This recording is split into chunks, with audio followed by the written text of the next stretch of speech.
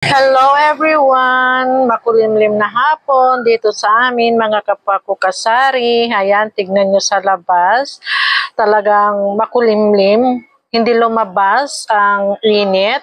Ayan. So, and for today's video mga kapwa ko kasari, isi-share ko lang itong dumating na parcel ko kanina. Ayan.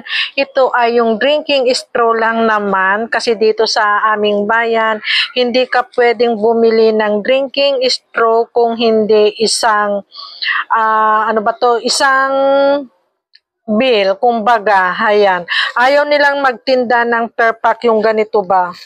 Ayan, kahit 20 pieces, nakiusap pa ako na kung pwede kahit 20 pieces lang, hindi ako binigyan mga kapako kasari. Ewan ko ba, gusto nila ibilhin mo yung isang, yung tawag doon, yung napakarami, aanhin ko naman kung kukunin ko lahat yun. Buti sana kung fast moving naman ang drinking straw. So ilang days din na wala akong drinking straw kasi nga ayaw nilang magbigay ng ewan ko kung bakit. So, buti na lang yung mga customer kong bumibili ng soft drinks.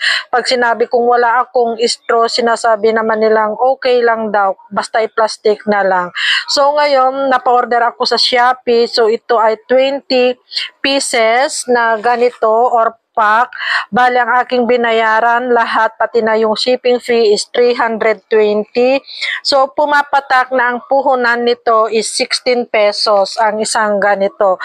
Ngayon, kung ibebenta ko naman ito is gagawin ko ng 25 pesos, mga kapako kasari. So, ito yon lahat, assorted colors to.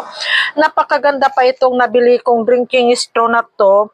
Hindi katulad ng mga nabibili ko dati sa Shopee din na sobrang, hindi siya masyadong, ayan, ito ay medyo matigas na magandang quality nito mga kapako kasari. Ayan. Kasi trinay ko kanina, sabi ko nga sa asawa ko, ang ganda ng nabili kong drinking straw. Medyo hindi siya yung sobrang lambot ba, ganyan. So ngayon, may dumating din akong paninda, ngayon lang. So ito ay in-order ko kahapon sa ito sa grocery na to. So bali ang aking binayaran dito is kulang-kulang na 7,000 mga kapwa ko kasari. So ito yung mga kapwa ko kasari, bali nagdagdag lang ako ng aking sitcherya. Kung ano lang yung mga wala sa akin na sitcherya ay ito lang yung aking kinuha. Ayan. At ilang box ba to? 1, 2, 3, 4.